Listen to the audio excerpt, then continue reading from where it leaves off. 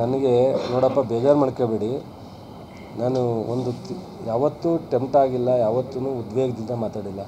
ನಗು ಬರ್ತ್ರಿ ಎಲ್ಲಾರ ಉಂಟೇನ್ರಿ. 2018ರಲ್ಲಿ ಏನು ಹೇಳಿದ್ರಿ ಅವರು? ಡಿಸಾಲ್ವ್ ಮಾಡ್ತೀನಿ, ನಾನು ಒಂದು ಪಕ್ಷ ಅಧಿಕಾರಕ್ಕೆ ಬರದೇ ಇದೆ ಅಂತ ಹೇಳಿ 37 ಸೀಟ್ ಬಂದು ಕಾಂಗ್ರೆಸ್ನವರು ಅವ್ರಿಗೆ ಅವಕಾಶ ಕೊಟ್ಟು ಮುಖ್ಯಮಂತ್ರಿ ಮಾಡಿ. 2023ರಲ್ಲಿ ನಾನು ಒಂದೇ ಪಕ್ಷ ಅಧಿಕಾರಕ್ಕೆ ಬರದೇ ಇದ್ದರೆ ನನ್ನ ಪಕ್ಷ ಡಿಸಾಲ್ವ್ ಮಾಡ್ತೀನಿ. ಬಟ್ ಆ ಮಾತಿಗೆ ನಡ್ಕೊಳಕ್ಕೆ ಹೇಳಿ. ಈ ಕಾವೇರಿ ಇಶ್ಯೂನ ಅವ್ರ ತಂದೆ ಹತ್ರ ಹೋಗಿ ಕೇಳಕ್ಕೆ ಹೇಳ್ರಿ. ನನಗೆ ನಗು ಬರುತ್ತೆ.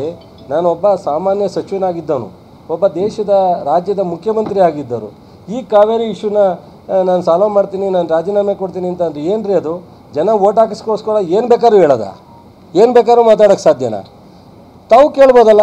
ಕಾವೇರಿ ಇಶ್ಯೂ ಈಗ ತೀರ್ಮಾನ ಮಾಡೋ ಹಂತದಲ್ಲಿದೆಯಾ ಮೋದಿಯವರ ಇವರ ತೀರ್ಮಾನ ಮಾಡೋದಕ್ಕೆ? ಮೋದಿಯವರು ಒಂದು ಅಫಿಡವಿಟ್ ಕೊಡ್ಬೋದಷ್ಟೇ, ಅದನ್ನೇ ಕೊಡ್ತಾ ಇಲ್ಲ.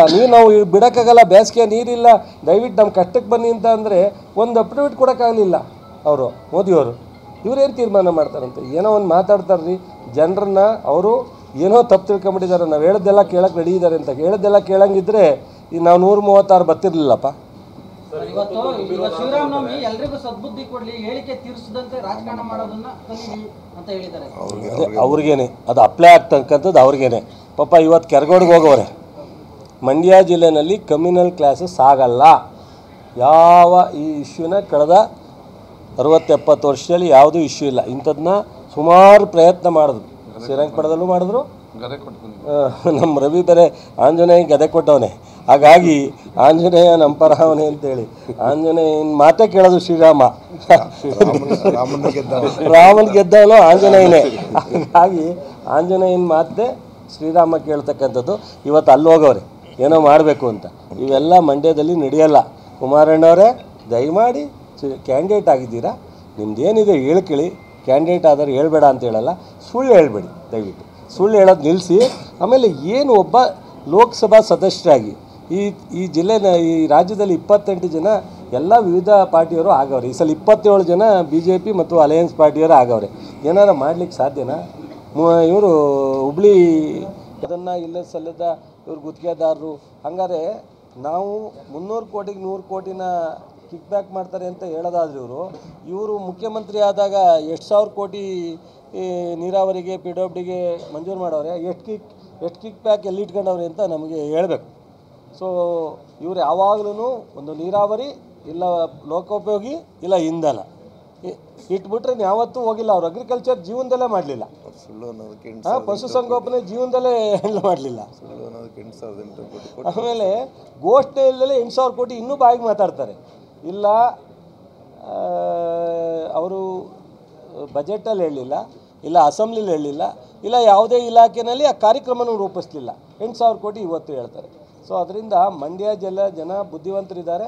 ಇವ್ರು ಹೇಳೋದನ್ನ ಸುಳ್ಳು ಹೇಳೋಕ್ಕೇನು ಕೇಳೋಕ್ಕೆ ರೆಡಿ ಇಲ್ಲ. ಇಂಥ ಸುಳ್ಳು ಹೇಳೋದು ಬಿಟ್ಬಿಟ್ಟು ಏನಾದ್ರು ಹೊಸ ಒಂದು ತಲೆ ಒಳಗಡೆ ಏನೋ ಇದ್ದರೆ ಹೇಳಿ. ಮಂಡ್ಯಕ್ಕೆ ಕಳೆದ 60 ವರ್ಷದಲ್ಲಿ ಇವ್ರದ್ದು ಬಿಗ್ ಜೀರೋ. 60 ವರ್ಷದಲ್ಲಿ ನಾನು ಅವ್ರ ಜೊತೆಲಿದ್ದಾಗ ಮೆಡಿಕಲ್ ಕಾಲೇಜ್ ತಂದಿದ್ದು ನಾನು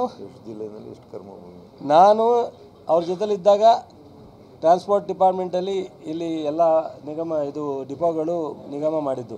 ಇವತ್ತು ನಾವು ಕಾಂಗ್ರೆಸ್ಸಲ್ಲಿದ್ದೀವಿ. ಕಾಂಗ್ರೆಸ್ಸಿಂದ ನಾವು ಫ್ಯಾಕ್ಟ್ರಿ ಮತ್ತು ಕೃಷಿ ವಿಶ್ವವಿದ್ಯಾಲಯ ಮಾಡ್ತಿದ್ವಿ.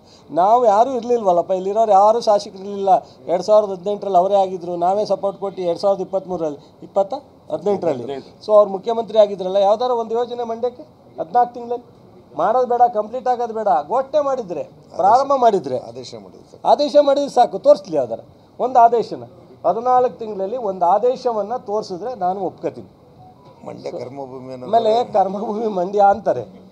ಈಗ ಸಾತ್ನೂರು ಆಯಿತು, ಕನಕಪುರ ಲೋಕಸಭಾ ಕ್ಷೇತ್ರ ಆಯಿತು, ಈಗ ರಾಮನಗರ ಆಯಿತು, ಚನ್ನಪಟ್ಟಣ ಆಗಿದೆ, ಪಕ್ಕದಲ್ಲಿ ಮಧುಗಿರಿ ಆಯಿತು, ಈಗ ಚಿಕ್ಕಬಳ್ಳಾಪುರಲ್ಲಿ ಸೋತು ಬಂದರು. ಆಮೇಲೆ ನಾನು ಸೋತೇ ಇಲ್ಲ. ನಾನು ಎಲ್ಲೋದ್ರೂ ಗೆಲ್ಲದೆಯಾ? ಇವರು ಲೋಕಸಭೆಯಲ್ಲಿ ಸೋತವ್ರೆ, ದೇವೇಗೌಡರು ಸಾಹೇಬರು ಲೋಕಸಭೆಯಲ್ಲಿ ಸೋತವ್ರು 3 ಸಲ. ಏನು ಸೋಲೇ ಇಲ್ಲ? ಇಂದಿರಾ ಗಾಂಧಿ ಸೋತಿರ್ಲ್ವ? JH ಪಟೇಲ್ ಸೋತಿಲ್ವಾ? SM ಕೃಷ್ಣ ಅವ್ರು ಸೋತಿಲ್ವಾ? ಯಾರು ಸೋಲ್ದೇ ಇರೋರು? ನಾನು 2 ಸಲ ಸೋತಿದ್ದೀವಿ. ಕರ್ಮಭೂಮಿ ಯಾವ್ದಾರ ಒಂದು ಹೇಳಿದ್ರೆ ಅದಕ್ಕೇನು ಅರ್ಥ ಇಲ್ಲ. ಅಂದರೆ ರಾಜ್ಯ ಎಲ್ಲ ನನ್ನ ಕರ್ಮಭೂಮಿ ಅಂದಿದ್ರೆ 16 ಒಪ್ಪೋದಾಯಿತು.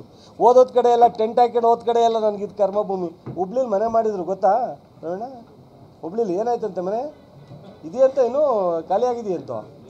ಹುಬ್ಳಿಲಿ ಮನೆ ಮಾಡಿ ನಾನು ಆ ಭಾಗದಲ್ಲೆಲ್ಲ ಅಭಿವೃದ್ಧಿ ಮಾಡ್ತೀನಿ ಅಂತ ಹೇಳಿದರು. ಕರೆಂಟ್ ಫ್ರೀ ಕೊಡ್ತೀವಿ.